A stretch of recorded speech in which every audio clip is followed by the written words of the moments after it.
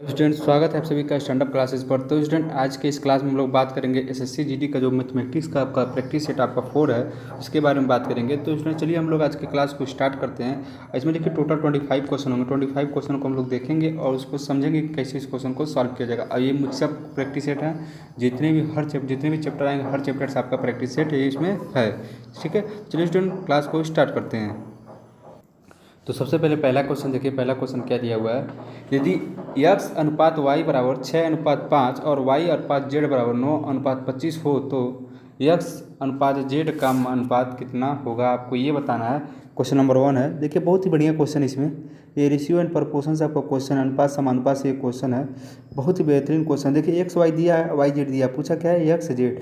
सबसे पहले आप क्या निकालेंगे, सबसे पहले आप निकाल लो एक्स वाई और जेड को निकाल लो।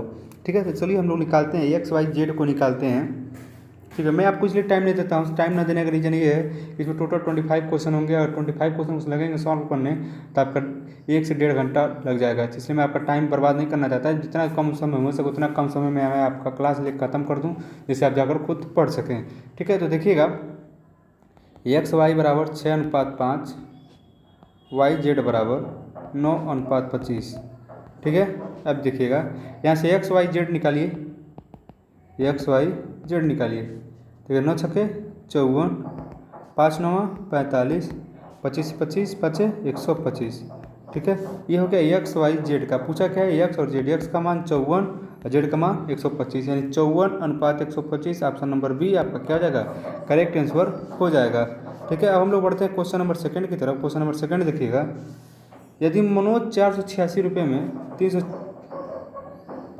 324 टॉफियाँ खरीदता है तो 50% लाभ प्राप्त करने के लिए उसे 90 रुपये में कितनी टॉफियाँ बेचनी चाहिए।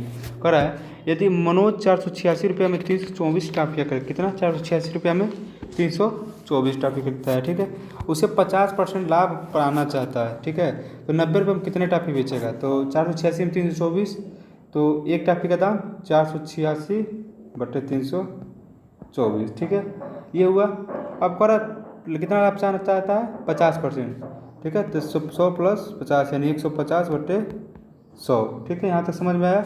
ये एक टॉफी का दाम हो गया 150, मतलब 100 और प्लस 50% वो लाभ चाहता है 150 और पहले से 100%। अब यहाँ से इसको निकालेंगे तो एक टॉफी का जो विक्रय मूल्य आएगा कितना आएगा 9/4 रुपया। कैसे, यहाँ से आप 2500 को 100, 2500 के 150। ठीक है, अब इसको जब आप लोग और काटेंगे इसको तो आपका 9/4 आएगा। ठीक है, अब एक टॉफी का विक्रय मूल्य 9/4 हो गया, तो 90 टॉफी का विक्रय मूल्य कितना हो जाएगा। ठीक है, 90 टॉफी का विक्रय मूल्य कितना हो जाएगा, क्या पूछा कितना। अच्छा, टॉफी कितने टॉफी बेचना चाहिए था न, देखिए 9/4 यानी एक टॉफी का मूल्य 9/4, तो 90 रुपया है। ठीक है, 90 रुपया है तो 90 रुपया में कितना टॉफी मिलेगा, तो एक टॉफी मूल्य 9/4 हो गया। अब देखिएगा ध्यान से समझिएगा, यहाँ से थोड़ा सा आपको ध्यान से समझने की जरूरत होगा। जैसे मान लीजिए 9/4 रुपये में एक टॉफी बेची गई। ठीक है, तो 90 रुपये में जो बेची गई जो टॉफियों की संख्या होगी कितना होगा, 4/9 × 90 होगा। 4/9 × 90 9 दाम है 90, यानी 10 को 40, यानी ऑप्शन नंबर ए आपका क्या हो जाएगा, करेक्ट आंसर हो जाएगा। तो अब हम लोग बढ़ते हैं अगले क्वेश्चन पे। अगला क्वेश्चन देखिएगा। यदि एक वर्ग के विकर्ण की लंबाई 14 सेंटीमीटर है तो वर्ग का क्षेत्रफल क्या होगा। ठीक है, देखिए इस क्वेश्चन में क्या पूछा है। इस क्वेश्चन में पूछा है कि जो वर्ग का क्षेत्रफल होगा वो कितना होगा। ठीक है, वर्ग के विकर्ण की लंबाई दी गई, तो यहाँ पे आपसे क्या पूछा है, वर्ग का क्षेत्रफल पूछा हुआ है। ठीक है, देखिए वर्ग का विकर्ण का फॉर्मूला आप नोट कर लीजिएगा। वर्ग का विकर्ण यानी square of diagonal of square, sorry diagonal of square. तो क्या हो जाएगा आपका यहाँ पे भुजा √2, भुजा √2। ये फार्मूला आप नोट कर लीजिएगा। डायगोनल ऑफ स्क्वायर यानी वर्ग का जो विकर्ण का फार्मूला होता है वो साइड √2 होता है। ठीक है, देखिए अब आगे इसमें क्या करेंगे। विकर्ण दिया है 14, भुजा निकालना है और √2 से डिवाइड कर दो। ठीक है, तो भुजा बराबर कितना हो जाएगा 14/√2।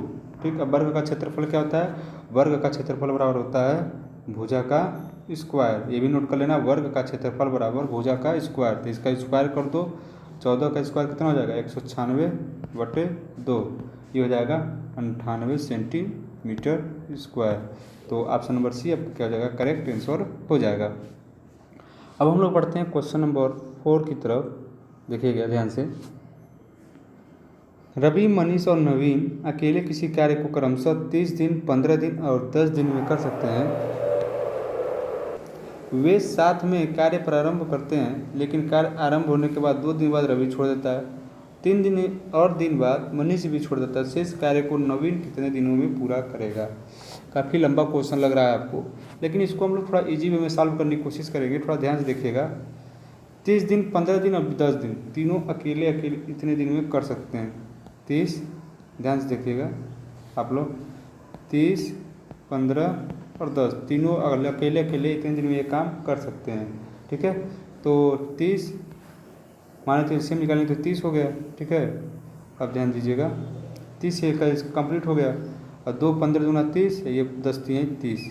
ठीक है, तो जो ये कुल कार्य कितना हो गया 30 यूनिट। 30 यूनिट आपका क्या हो गया, मान लेते हैं कुल कार्य हो गया। अब बताओ, मनीष, रवि और मनीष और नवीन, अब सबका क्या करो, 2 दिन का कार्य निकालो, कितना कितना होगा। इसका एक यूनिट है, इसका 2 यूनिट है, इसका 3 यूनिट है। कैसे आप समझना, ध्यान समझो, बराबर ध्यान समझो। यहाँ मैं समझाता हूँ आपको। क्या था, 30, 15, 10। ठीक है, 30, 15, 10, 15 दूना 30, 10 3 80, 30 से कम 30, 30 यूनिट क्या हो गया, टोटल काम हो गया। ठीक है, टोटल काम हो गया 30 यूनिट। ठीक, यहाँ तब देखिएगा, रवि और मनीष और नवीन का 2 दिन का कार्य निकालो। तो रवि वाला कितना है, 1 है, +2 +3 है, 2 दिन का काम निकालना है, तो पूरे 2 से मल्टीप्लाई कर दो, ये हो जाएगा 6 दूनी 12 यूनिट। ये 12 यूनिट 2 दिनों तक काम करते हैं। ठीक है, और फिर मनीष और नवीन का 3 दिन का काम निकालो, तो कितना हो जाएगा, 2 + 3 × 3, हो जाएगा 3 दूनी 3 2 5 5 3 15 यूनिट। 15 यूनिट हुआ। अब बताओ, जो शेष कार्य बचा वो कितना बचा, 30 माइनस 15 + 12, ये हो गया 3 यूनिट शेष कार्य बचा। ठीक है, अब बताओ 3 यूनिट काम करने में कितना समय लगेगा भाई नवीन, तो ये नहीं पूछा नवीन के द्वारा कितना समय लगेगा। तो नवीन अकेले उस काम को कितने दिन में करता है, नवीन वाला 10 दिन वाला है ना, तो 10 का कितना था, 3 था।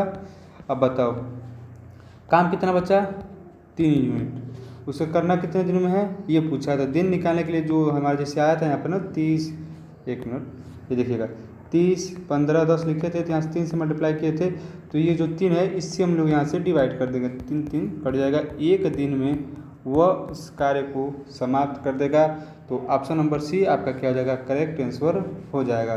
ठीक है, ये क्वेश्चन थोड़ा सा ज़्यादा लेंदी, अगर आप चाहें तो इसको मेथड से भी कर सकते हैं, जब आप इसको कर सकते हैं, लेकिन मैंने थोड़ा सा ट्रिक से बताने की कोशिश की है। ठीक है, तो आप लोग ज़रूर इसको कर लीजिएगा। अब देखिएगा क्वेश्चन नंबर शायद 5 है। देखिएगा, 10,640 रुपये की एक राशि पर 5% के साधारण ब्याज पर x वर्षों में 3,724 रुपया प्राप्त होता है, तो x का मान क्या होगा। x का मान पूछा है, यानी समय पूछा है, समय कितना होगा।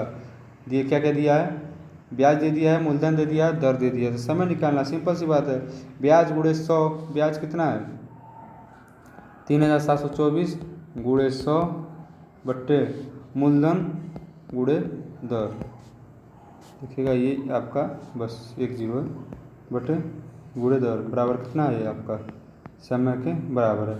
अब आप इसको थोड़ा काट पीट लीजिएगा, इसको जब काटे पीटेंगे तो आपका आएगा x बराबर 7 वर्ष। ठीक है, x बराबर 7 वर्ष, ऑप्शन नंबर सी आपका क्या हो जाएगा, करेक्ट आंसर हो जाएगा। ठीक है, कैसे अगर काटना चाहें तो 20 5 100, ठीक है, तो यहाँ से काटेंगे तो 20 5 100, 20 3 60, 20 दूना 40, ठीक, और यहाँ से 5 7 7 से कट जाएगा। ठीक है, आपका हो जाएगा 7 वर्ष। तो ऑप्शन नंबर सी आपका क्या हो जाएगा, राइट आंसर हो जाएगा। क्वेश्चन नंबर 6 देखिएगा, 2 संख्याओं का लौस और मस 60 और 40 दिया, तो उनका योग कितना दिया 32 दिया है, तो उनका अंतर पूछा है कितना होगा। ठीक है, तो आपको पता होगा कि संख्याओं का गुणनफल बराबर, नोट कर लीजिएगा ये पॉइंट आप लोग अपनी कॉपी में नोट कीजिएगा आप लोग, संख्याओं का गुणनफल बराबर लौस गुणे मस। ठीक है, ये चीज़ें नोट कर लीजिएगा। तो मान लीजिए 2 संख्या ए और बी है, दोनों का गुणनफल कितना हो गया 240। ठीक है, 240 हो गया। अब देखिए योग कितना दिया, ए प्लस बी बराबर कितना दिया है 32 दिया है और क्या पूछा है, a माइनस बी पूछा हुआ है। अब देखिएगा तो यहाँ से फार्मूला लगा लो, a प्लस बी का होल स्क्वायर बराबर a प्लस बी का होल स्क्वायर कितना जाएगा। अब देखना ये कितना है, 32 का square a square plus B square plus 2ab, ठीक है। 32 का स्क्वायर अब a square plus B square plus 2a2 का मान कितना है 240। अब देखना a square plus B square निकालो यहाँ से। अब a square plus B square आपको निकालना है, ध्यान दीजिएगा कैसे, देखिएगा a square plus B square, 32 का स्क्वायर कितना हो जाएगा 1024। अब माइनस 240 गुना 480, 240 गुना 480, ठीक है। अब देखिएगा क्या निकालना है, a square plus B square की जगह क्या कर सकते हो, ये आप ऐसे भी कर सकते हो, मान लो इसको थोड़ा सा करके ऐसे भी कर सकते हो, ठीक है।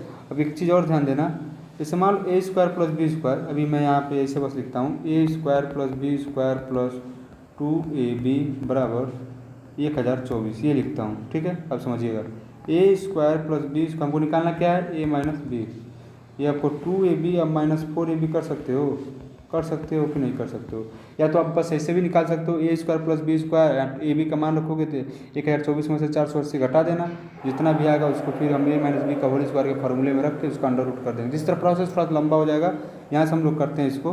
तो देखो यहाँ से 2ab माइनस 4ab, ऐसे जब आप लोग करोगे, ठीक ना, ये आपका ऐसे करना है, देखो a square plus B square plus 2ab minus का 4ab, ये कीजिएगा, इसमें से घटाएंगे।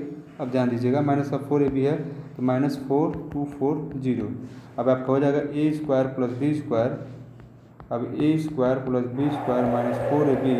अब 1024 में से 24 को 960 घटाओ तो कितना बचेगा, ये आपको बचेगा 64। अब देखो ये आपका 2 है, सॉरी ये 2 है। अब a माइनस बी का होल स्क्वायर हो गया तो a माइनस बी बराबर कितना हो गया 8 हो गया, आपका 8 क्या हो जाएगा, राइट आंसर हो जाएगा। नहीं अगर समझ में आया है यहाँ पे एक बार देख लीजिएगा, जैसे यहाँ तक तो आपको समझ में आया ही होगा, a प्लस बी का होल स्क्वायर बराबर 32 का स्क्वायर, ठीक है। तो a square plus B square plus 2ab की जगह 240 रख दो, ये आपका 1024 हो गया, ठीक है। तो a square plus B square बराबर 1024 माइनस ये आपको हो जाएगा 480, ये चीज़ हुआ, यहाँ तक ये समझ में आया। अब देखना a माइनस बी का होल स्क्वायर बराबर कितना हो जाएगा, a square plus B square minus का 2ab। अब देखना आप लोग तो a square plus B square जगह कितना है 1024 माइनस 480, अब 2ab फिर रखोगे तो माइनस का 480, 1024 माइनस 960, ये हो गया a माइनस बी का होल स्क्वायर, ठीक है। अब देखना यहाँ से फिर आपका आ जाएगा 64 बराबर 64 और a माइनस बी बराबर कितना आ गया 8 आ गया। तो 8 आपका क्या हो जाएगा, राइट आंसर हो जाएगा। ऑप्शन नंबर बी आपका क्या हो जाएगा, करेक्ट आंसर हो जाएगा। तो उम्मीद करता हूँ दोनों तरीके से आपको क्वेश्चन को समझ में आया होगा कि कैसे क्वेश्चन को किया गया है। बढ़िएगा अगले क्वेश्चन पे, क्वेश्चन नंबर 7 पे 20% की छूट देने के बाद एक दुकानदार 36% लाभ कमाता है, ठीक है। 20% की छूट देने के बाद एक दुकानदार 36% लाभ कमाता है, तो अंकित लागत मूल्य से कितना प्रतिशत अधिक है, ये आपको बताना है।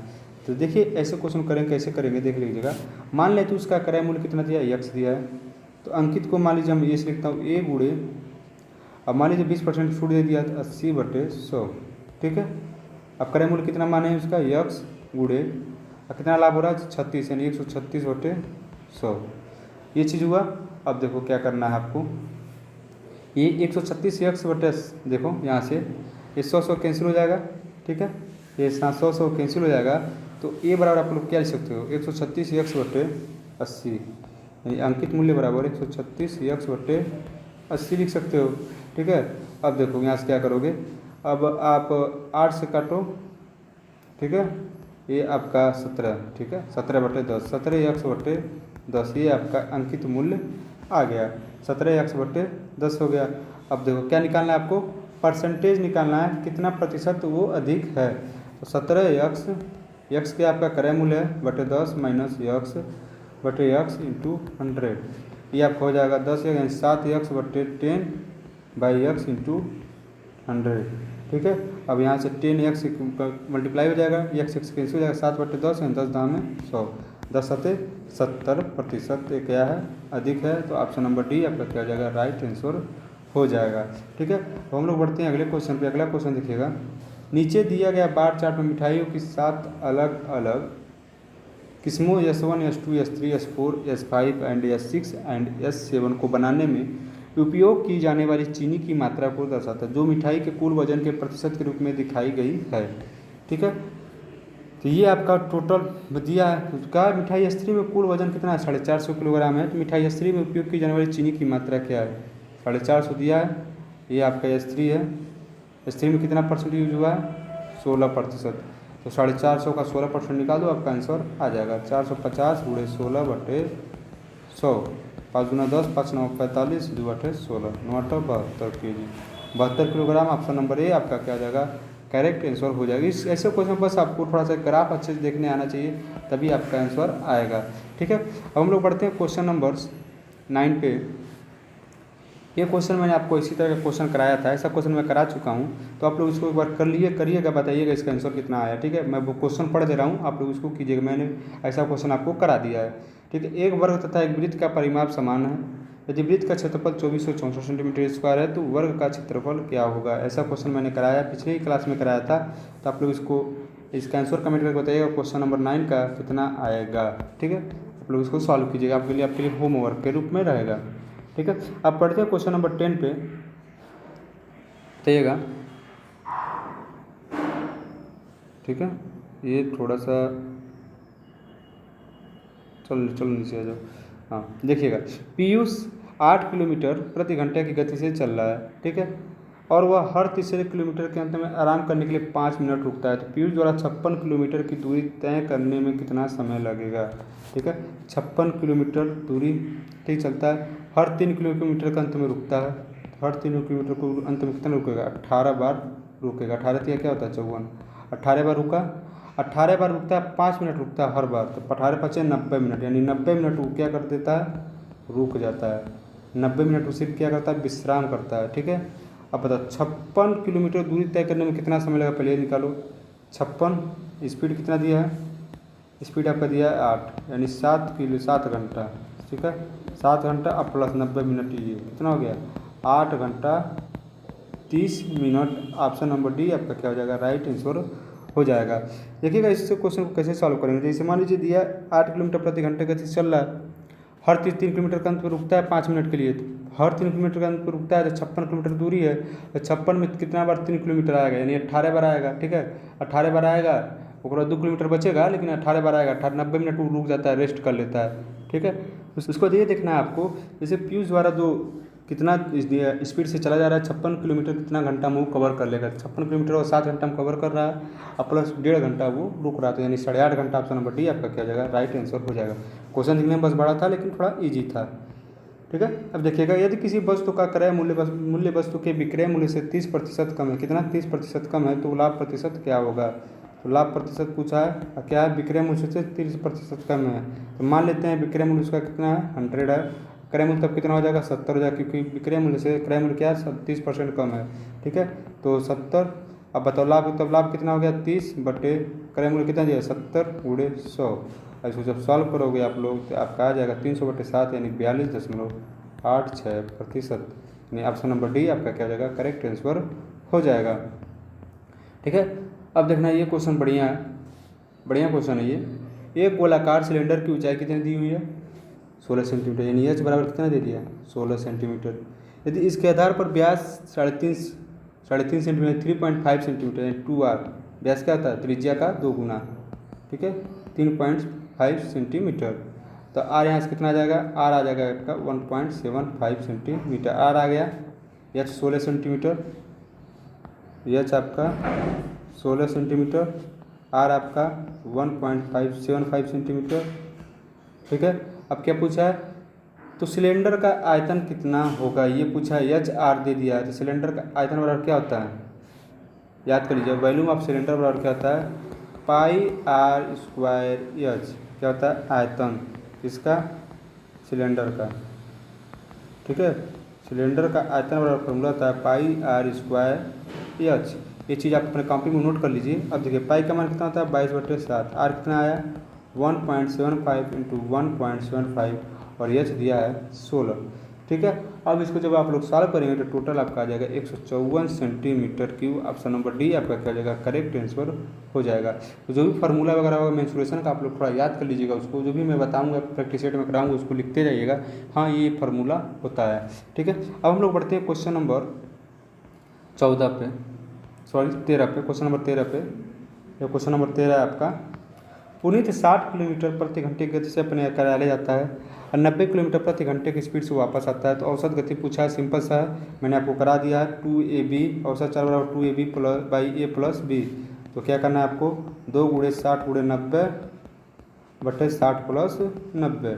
औसत चाल बराबर फॉर्मूला क्या होता है, 2ab by A plus B या 2xy by x plus Y. अब यहाँ से इसको जब सॉल्व करेंगे तो आपका आ जाएगा 72 किलोमीटर प्रति घंटा। ये आपका किलोमीटर प्रति घंटा में आएगा, क्योंकि दोनों क्या है किलोमीटर प्रति घंटा में। ऐसा नहीं कि 72 आ गया तो तुरंत सी मार दीजिए, ना ना ना, ये मीटर प्रति सेकंड में है। ऐसा क्वेश्चन आया तो उसका थोड़ा यूनिट वगैरह देख कर मुझसे सॉल्व करना। ठीक है, तो 72 किलोमीटर प्रति घंटा आया।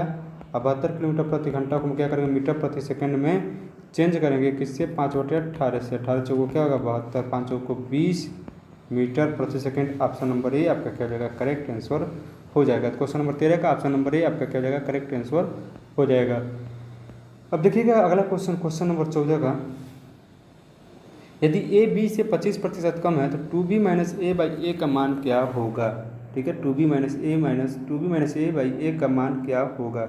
ठीक है, तो अब इसको हम तो लोग सॉल्व करेंगे। जैसे कि मान लेंगे b का मान 100 दिया हुआ। ठीक है, b का मान लेते हैं, b का मान क्या दिया है, 100 दिया है। ठीक है, b का मान 100 दिया है और यहाँ से तब a का क्या हो जाएगा, मानिए 20 से 25% कम है तो a का मान कितना हो जाएगा, 75 हो जाएगा। ठीक, 75 हो गया। अब बता 2b माइनस ए बाई ये पूछा है, 2b b माने 100 माइनस 75 बट्टे 75 यानी 125 बट्टे 75 यानी 5/3। ऑप्शन नंबर डी आपका क्या हो जाएगा, राइट आंसर हो जाएगा। हम लोग पढ़ते हैं अगले क्वेश्चन देखिएगा, क्वेश्चन नंबर 15। ए और बी क्रमशः 28,000 और 42,000 के निवेश के साथ एक व्यवसाय शुरू करते हैं।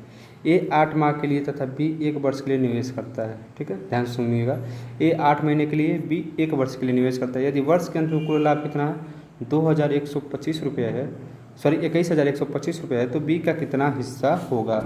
ठीक है, तो पहले अनुपात निकाल लो। बताओ 8 महीने में कितने साल होते हैं, 8/12 साल। ठीक है, यहाँ से 28,000 से गुणा कर दो, अनुपात निकालोगे 42,000 गुणे 1 साल। ठीक है, अनुपात जब निकालोगे इसका आएगा 4:9। तो बताओ लाभ कितना हुआ है, 21,125 रुपया, 21,125 रुपया लाभ हुआ है। ठीक है, अब किसका पूछा, बी का हिस्सा पूछा, तो बी वाला क्या है, बी वाला 9 है। तो मैंने आपको एक बार औसत में पढ़ाया होगा, नहीं पढ़ाया तब भी जानना। देखो यहाँ पे ए और बी का जो व्यवसाय में जो अनुपात कितना दिया निकाले हम लोग, 4:9। अगर बी का निकालना होगा तो 9/4 + 9 और जितना लाभ होगा उसको डिवाइड कर दोगे। अगर एक ए का निकालना होगा, देखना ध्यान सुनना, अगर ए का निकालना होगा तो 4/4 + 9 गुणे जितना लाभ होगा वो कर दोगे, तो दोनों का अलग अलग निकल जाएगा।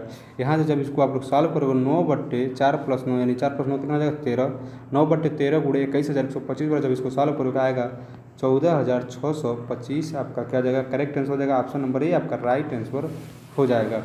ठीक है, अब देखिएगा क्वेश्चन नंबर 6 कह रहा है, नीचे दिया गया रेखा आरेख किसी देश के लिए लगातार 5 वर्षों में y1, y2, y3, y4 तथा y5 के लिए आयात से निर्यात के अनुपात को दर्शाता है। ठीक है, अब देखिएगा तो कर, यदि वर्ष y5 के लिए आयात 76,000 करोड़ रुपया, आयात कितना है 76,000 करोड़ रुपया है, तो y5 के लिए निर्यात कितना होगा, तो y5 क्या है, ये 0.95। तो ये आपका क्या दिया, अनुपात दिया है, किसका किसका, आयात से निर्यात का। तो आयात बट्टे निर्यात का कितना दे दिया गया देखिएगा, तो आयात बट्टे निर्यात का कितना दिया 0.5 यानी 95 को क्या लिख सकते हैं 95/100 ये लिख सकते हैं। अब देखिएगा यहाँ से इसका अनुपात आ जाएगा 19/20 और आयात कितना दे दिया 76,000 करोड़, 76,000 करोड़ दिया ना। अब देखना आयात कितना प्रश्न अनुसार 19x, ये क्या हो गया निर्यात 20x, अनुपात में आ गया 19x और 20x। 19x बराबर कितना है आयात कितना है 76,000 करोड़, तो 76,000/19 बराबर x, तो x कितना जाएगा 4,000, ये आपको हो गया x बराबर 4। हज़ार करोड़। ठीक है, ये 4,000 करोड़ हो गया। अब क्या पूछा, निर्यात कितना होगा, तो निर्यात कितना है 20 यक्स, 20 का मल्टीप्लाई कर दो 4,000 में, ये 20 चौको 80,000 रुपये। ठीक है, 80,000 रुपये यानी 80,000 करोड़ रुपये। ऑप्शन नंबर बी आपका क्या हो जाएगा, राइट आंसर हो जाएगा। ठीक है, ये आपका क्वेश्चन नंबर 17 है। आप लोग इसको एक बार देख लीजिए और जल्दी से इसको सॉल्व कर लीजिए। ये आपका सिंपल सा सिंप्लीफिकेशन का क्वेश्चन, इसको जल्दी से सॉल्व कर लो, आप लोग कर लेना इसको। इसका ऑप्शन नंबर बी होगा राइट आंसर। आप इसको थोड़ा कर लीजिएगा, इजी सा क्वेश्चन है। ठीक है, इसको आप लोग कर लेना। अब देखिए क्या करा, सुमित, रवि और पुनीत एक व्यवसाय में अनुपात कितना दिया है, 45 से 81,000 90,000 का निवेश करते हैं। साल के अंत में कुल उनको 4800 रुपये का लाभ होता है, तो कुल लाभ का 30% दान कर देते हैं। बाकी उनके बीच में बैठे सुमित का हिस्सा क्या पूछा होगा। सिंपल सा क्वेश्चन है, जैसे अभी मैंने क्वेश्चन था उसी तरह ये क्वेश्चन है। इसको 45,000, ठीक है 45,000, 81,000 और 90,000 सबको छोटा छोटा कर देते हैं। 5:9:10, 5 से सब पड़ जाएगा, 9 से सब पड़ जाएगा। ठीक है, अब देखना 30% दान कर देते हैं, यानी कितना 4800 का 30% यानी 70/100 बचता है। ठीक है, दान के बाद 4800 का 30% निकाल लो, उसके बाद तब घटा लो। 4800 को मान लो 30% निकालते हैं, ऐसे नहीं समझ में आ रहा, तो 4800 का 30% निकाल दो तो ये हो जाएगा 3×8 24, तो 4×2 14, और इसमें 4800 से घटा दो तो ये आपका आ जाएगा 0 10 6 7 4 3 3360 रुपया। 3360 रुपया आपका क्या होगा, बचेगा। 3360 रुपया आपका क्या होगा, लाभ के बाद बचेगा। ठीक है, 3360 रुपये दान करने के बाद लाभ बचेगा। ठीक है, और अनुपात कितना है, 5:9:10। अब किसका पूछा है, सुमित का। सुमित वाला का सबसे पहले, यानी 5 वाला सुमित वाला सबसे पहले है। तो देखो क्या करेंगे, 5/5 + 9 + 10, उसी तरह गुणे 3360, 3360 इसको जब सॉल्व करोगे तो 700 रुपये आपका आ जाएगा सुमित का। अगर इसको निकालना होगा, रवि का निकालना होगा तो इसको बस 9 कर देना। अगर आपको पुनीत को निकालना हो इसको जो बस 10 कर देना, आपका तीनों अलग अलग निकल जाएगा। इसी तरह क्वेश्चन को सॉल्व करना है। ये आपका क्वेश्चन नंबर 18 था, क्वेश्चन नंबर 18 था, इसको आप लोग सॉल्व कर लीजिएगा। इसका आंसर आएगा ऑप्शन नंबर ए, आपका करेक्ट आंसर हो जाएगा। ठीक है, अब आगे का क्वेश्चन देख लीजिएगा आप लोग। ये क्वेश्चन थोड़ा आप लोग अपने मन से कीजिएगा। ऐसा क्वेश्चन मैंने कल बताया था, सेम क्वेश्चन था, वहाँ पर दो गुना हो रहा था, और यहाँ पे आपका 216 गुना हो रहा है। ठीक है, वहाँ पे भी शायद चक्रवृद्धि ब्याज वाला था, यहाँ पे भी वही है। तो आप लोग इसको बताइए क्वेश्चन नंबर 19 का आंसर क्या आएगा। ठीक है, तो आप लोग इसको थोड़ा बताइएगा। ठीक है, अब क्वेश्चन नंबर 20 की तरफ चलते हैं जल्दी से, थोड़ा सा टाइम। क्वेश्चन नंबर 20 देखिएगा। अभी इस क्वेश्चन को हम लोग करते हैं, इससे पहले बाकी जो क्वेश्चन है उसको हम लोग कर लेते हैं। अभी इस क्वेश्चन को करते हैं हम लोग, थोड़ा सा ये बढ़िया क्वेश्चन है, इसको अभी हम लोग करेंगे। ये आपको औसत दिया हुआ है, औसत निकालना है। औसत दिया निकाल के यक्स का मान बताना है। ठीक है, तो औसत बराबर क्या होता है, सभी संख्याओं का योग बटे सभी संख्याओं की संख्या। देखिएगा 35 39 और 41 46 27 और यक्स का औसत दिया 38, यक्स का मान पूछा है, सबको जोड़ दो। ठीक है, +86 46 + 27 + यक्स, 1 2 3 4 5 6 से डिवाइड कर दो, 38 बराबर 38। यहाँ से यक्स का मान निकाल लेना, 40 आपका राइट आंसर आएगा। ठीक है, सबको जोड़ के बटे 6 से डिवाइड करना था, यक्स का मान आ जाएगा। ठीक है, अब माध्यिका पूछ रहा है, दिए गए डाटा उन लोगों की संख्या को दर्शाता है जिन्होंने एक निश्चित राशि की बचत की है। तो दिए गए डाटा की माध्यिका क्या है, तो देखो माध्यिका बराबर क्या होता है, n/2 वहाँ पद प्लस n/2 + 1 वहाँ पद बटे 2।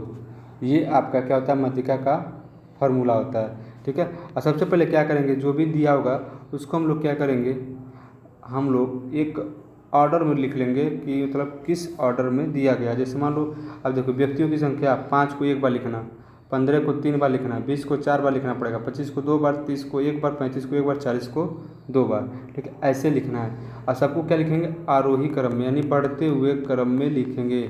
ठीक है, असेंडिंग ऑर्डर में लिखेंगे। उसके बाद उसमें से n देखिए टोटल कितना होगा, 3 1 4 4 4 8 2 10 1 11 1 12 2 14, टोटल 14 हुआ। यानी उसको देखिए n/2 कितना हो जाएगा, 14/2, यानी 7वां पद और प्लस 7 1 8, 8वां पद, ये दोनों लिखना है।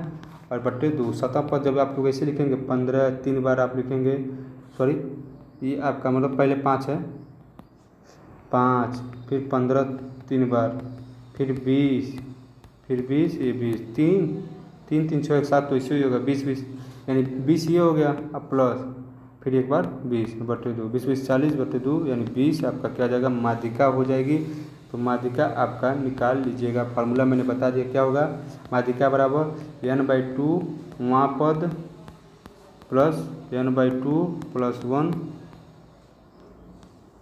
पद बटे 2, ऐसे आपका माध्यिका निकल जाएगा।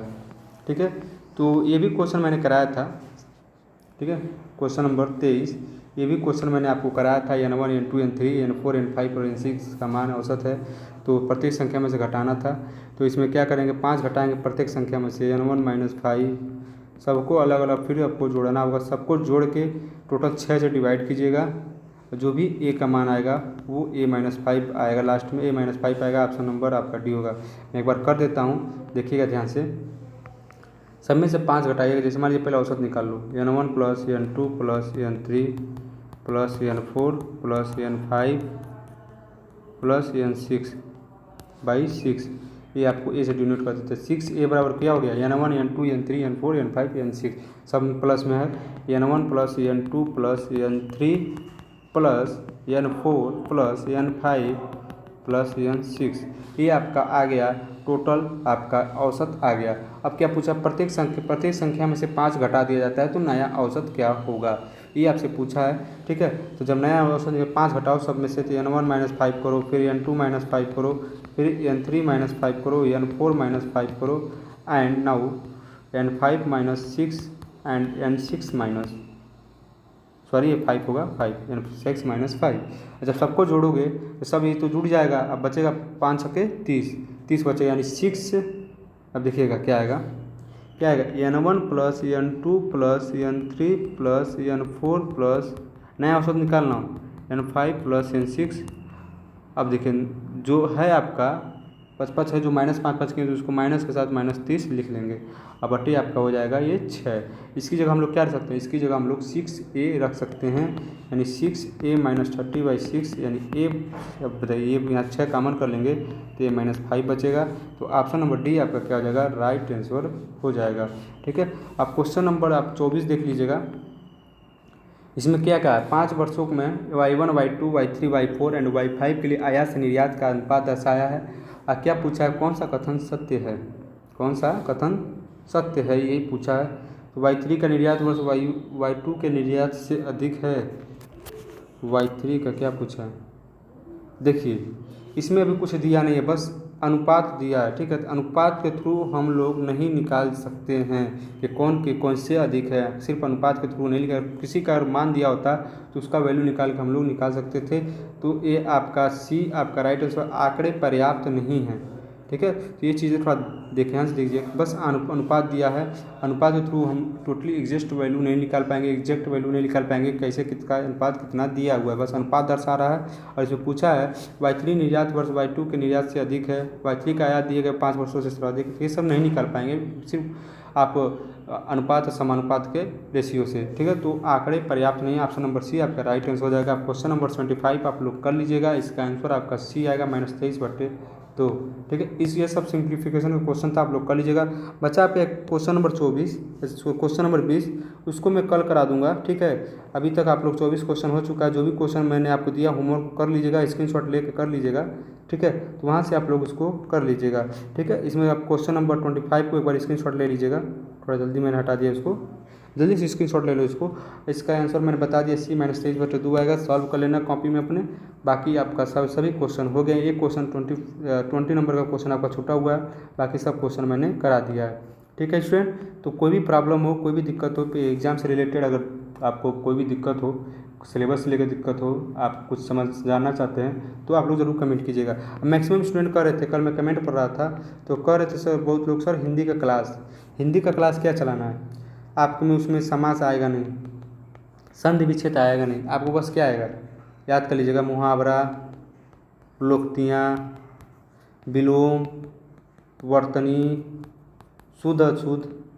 ठीक है, शुद्ध अशुद्ध और अनेकार्थी शब्द, अनेक अनेक शब्दों के लिए एक शब्द और अनेकार्थी शब्द दोनों अलग अलग होता है। जैसे अनेकार्थी शब्द वो होता है जैसे मान लीजिए एक शब्दों के अलग अलग नाम हो, ठीक है, एक शब्दों के अलग अलग नाम हो, अनेकार्थी होता है। और एक वाक्य देता है उसका एक छोटा नाम हो, जैसे मान लीजिए बहुत बोलने वाला, बहुत खर्च करना, ये अनेक शब्दों, अनेक वाक्यों के लिए, ये अनेक शब्दों के लिए एक शब्द हुआ।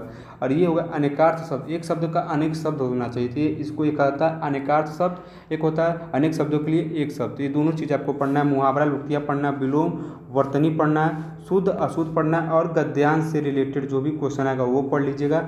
उसमें आप हो सकता है संधि विच्छेद वगैरह कुछ छोटा छोटा, संधि विच्छेद अगर देगा भी तो एकदम छोटा सा लुल्लू सा देगा, तो आप लोग थोड़ा सा इसको देख लीजिएगा। यही सब आपका सिलेबस है मैं हिंदी का, ये सब आपको सेल्फ पढ़ना पड़ेगा। इसमें आप जितना भी पढ़ाया जाएगा उसमें आपको उसमें कोई कन्फ्यूजन नहीं होने वाला, ठीक है। तो आप लोग क्या कीजिए, सेल्फ पढ़ लीजिएगा। लुसेंट का मैं आपको बुक प्रिपेयर कर दे रहा हूँ, आप लुसेंट का हिंदी ले लेना, ठीक है, लुसेंट का हिंदी ले सकते हो इसके लिए। या एक आदित्य पब्लिकेशन की हिंदी आती है, उसको आप लेके पढ़ सकते हो। आपका हिंदी में 25 में से 25 आ जाएगा।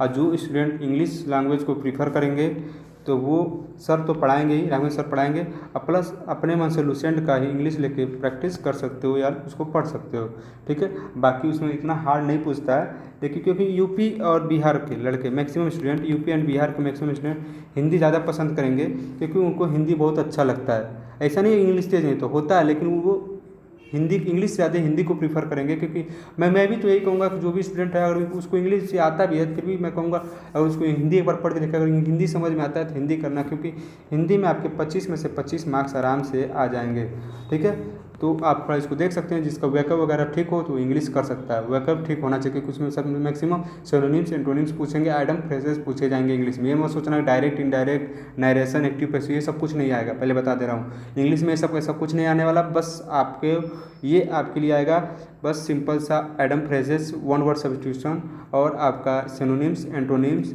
और स्पेलिंग एरर वगैरह, यही सब आएगा आपके एग्जाम में। कोई भी ग्रामर का पोर्शन नहीं आएगा इंग्लिश का, बता दे रहा हूँ, पहले ही देख लेना, मैं बाद में बहुत पछताना पड़ेगा। अभी बता दे रहा हूँ, नोट कर लेना अपने कॉपी पे कि इंग्लिश में नरेशन वरेशन से रिलेटेड बहुत कम, एक का या दो क्वेश्चन आ सकता आएगा नहीं, आने के बहुत कम चांसेस रहते हैं। मैक्सिमम आपको स्पेलिंग टेस्ट, स्पेलिंग एरर से क्वेश्चन मैक्सिमम आएगा, नाउन प्रोनाउन से एरर वाले क्वेश्चन आएंगे। फिर आपके synonyms antonyms item phrases, one word substitution, और आपका यही सब क्वेश्चन आएगा। तो थोड़ा आप ध्यान दीजिएगा, इंग्लिश का भी थोड़ा एक बार सिलेबस उठा के देख लीजिएगा, तब आप लोग अपना लैंग्वेज चूज कीजिएगा। नहीं तो आपको लगता होगा मेरा इंग्लिश ठीक है, आप ये जान के समझ रहे हो कि चलो भाई 2 एंटोनिम्स आएगा, एयरफोर्स और नेवी की तरह इंग्लिश नहीं आती है, पहले बता दे रहा हूँ। टोटल इंग्लिश डिफरेंट होती है, सब एरर आता है, ठीक है। हिंदी का मैंने जो हिंदी का सिलेबस है सेम उसी का है। और रही बात रीजनिंग की, तो रीजनिंग भी आपको थोड़ा सा उसमें कई ऐसे चैप्टर हैं जिससे मान लीजिए उसमें वाटर प्रतिबिंब यानी जल प्रतिबिंब वाला है, मिरर प्रतिबिंब वाला है, इससे फिक्स है आपका आना है क्वेश्चन। जल मतलब जैसे कि मान लीजिए कोई फिगर दे देगा, ठीक है, मान लीजिए दे दिया, कहेगा इसको जल में देखेंगे तो कैसा दिखेगा, इसको मिरर में दिखेंगे तो कैसा दिखेगा। ऐसे इस चैप्टर से भी 2-3 क्वेश्चन, कोडिंग डिकोडिंग देख लीजिएगा, डायरेक्टर्स टेस्ट, रक्त संबंध, और फिर आपका जैसे कि निष्कर्ष वाला, जैसे नहीं होता सभी कुत्ते बैल हैं और सभी बैल दरवाजे हैं, तो क्या होगा, इसी से जो होता है ना, ऐसे जितने भी चैप्टर होंगे लगभग 5 चैप्टर हैं ऐसे, ये 5 चैप्टर आप पढ़ लीजिएगा, आपका रीजनिंग में से आराम से 20+ आ जाएगा, फिक्स है, ठीक है। मैं एग्जाम को क्रैक करने का तरीका बता रहा हूँ। जैसे मान लीजिए बहुत स्टूडेंट होते हैं, अब जब मैं आ गया बात पे तो मैं बता दे रहा हूँ, एक बार ध्यान से सुन लीजिएगा। जैसे मान लीजिए 25 नंबर आपका मैथ आया, 25 नंबर आपका जीके जीएस, 25 नंबर आपका रीजनिंग और 25 नंबर आपका हिंदी। तो मैथ मैं पढ़ा रहा हूँ, आप पढ़िए, प्रैक्टिस सेट सॉल्व कीजिए, और प्लस आपके पास जो भी बुक हो, जो भी आप प्रैक्टिस सेट लिए हो, जो भी आप ऑनलाइन बुक खरीदे हो, जो भी जहाँ से भी खरीदो, इसमें कोई मतलब नहीं, एक बुक खरीदो 4 बुक मत खरीदो, एक ही बुक पढ़ो, 4 बार पढ़ो, ठीक है। लेकिन अगर आप 4 बुक एक बार पढ़ोगे तो आपका कन्फ्यूजन हमेशा बना रहेगा। कोई एक बुक, ये नहीं सर बोले तो हमने आर्यस अग्रवाल ले लिया, एक सर बोले तो मैंने शारदा पब्लिकेशन ले लिया, एक सर बोले तो मैंने ये ले लिया, अंग्रेजी का दूसरा ले लिया, तो ऐसा नहीं करना। कोई भी एक बुक आपको मार्केट से प्रीफर कर लेना है, उसके क्वेश्चंस को लगाने हैं। मैं आपको अगर मैथ की बुक की बात करूं तो मैं आपको प्रीफर करूंगा शारदा पब्लिकेशन की मैथ आती है, जिसमें आपको अगर मैथ थोड़ा सा भी नहीं आता ना, तो थोड़ा सा भी नहीं आता, आप इजी टू मॉडरेट लेवल का क्वेश्चन है, ठीक है। तो आप शारदा पब्लिकेशन से आप अपने कॉन्सेप्ट क्लियर कर सकते हो, उसको पढ़ सकते हो।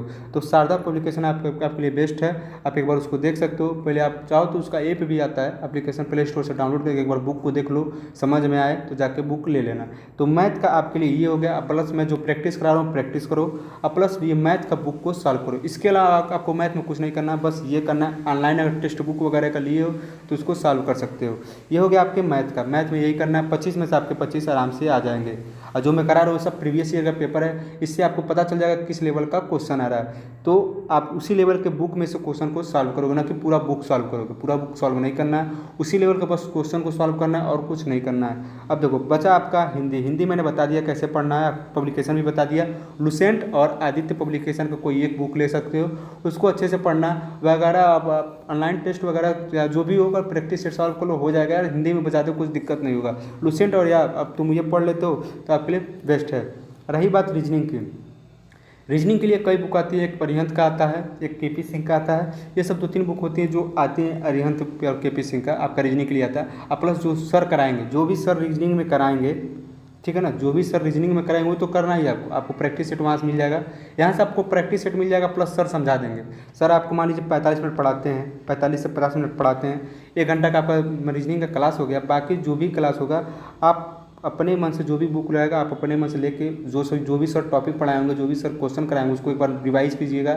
एक बार अपने बुक से उसको नोटिस करके आपको पढ़िएगा, ठीक है। तो यहाँ से रीजनिंग आपका कंप्लीट हो जाएगा। बचेगा जीके जीएस, वो तो सर कराएंगे, सर पीडीएफ दे दिए। जीके जीएस का क्या करना आपके लिए, आपके पास हर चीज़ अवेलेबल है। बस आप करंट अफेयर सर पढ़ा देंगे आपको, और जीके जीएस का पीडीएफ वगैरह आप उसको अच्छे से पढ़ लीजिएगा। वहाँ से आपको हर चीज़ क्लियर हो जाएगा। तो मैक्सिमम आप इसको रखिएगा कि मेरा 80+ है। वैसे तो 70+ पे भी सिलेक्शन हो सकता है, लेकिन 80+ आएगा तो आप जो चाहेंगे वो ट्रेड मिल जाएगा, ठीक है। प्लस नॉर्मलाइजेशन भी होगा। तो आप लोग ये चीज़ें ध्यान दीजिएगा, क्योंकि मैक्सिमम स्टूडेंट को नहीं पता होगा कि एसएससी में नॉर्मलाइजेशन भी होता है। नॉर्मलाइजेशन भी होता है। जैसे मान लीजिए एक्यूरेसी लेवल, जैसे मान लीजिए आप 70 में 70 कर दिए सही, आप 85 किए, 50 में 50 सही कर दिए तो 10 नंबर आपका नॉर्मलाइजेशन का बढ़ जाएगा, 60 नंबर हो जाएगा। तो ये एसएससी में होता है। तो ये क्योंकि इसमें कई शिफ्ट का पेपर होता है, 40 दिन पेपर चलता है, तो इसलिए इसमें नॉर्मलाइजेशन होता है। आपको पता होगा, अगर आपको नहीं पता होगा आप जान गए हैं तो ये चीज़ें आप ध्यान दीजिएगा। अब आराम से आपके पास अभी भी 40 दिन का समय, आप अच्छे से तैयारी करो। बेस्ट ऑफ लक, आप ज़रूर एग्ज़ाम क्रैक करोगे। जो भी मिलेगा आपको मिल जाएगा, जो भी आप अच्छे से पढ़ोगे आपका हो जाएगा। चलिए, तो आज के क्लास में बस इतना ही। मिलते हैं अगले क्लास में। अगर आपको एग्जाम से रिलेटेड कोई भी डाउट हो, आप लोग कमेंट बॉक्स में कमेंट कीजिएगा, टेलीग्राम ग्रुप में मैसेज कीजिएगा, वहाँ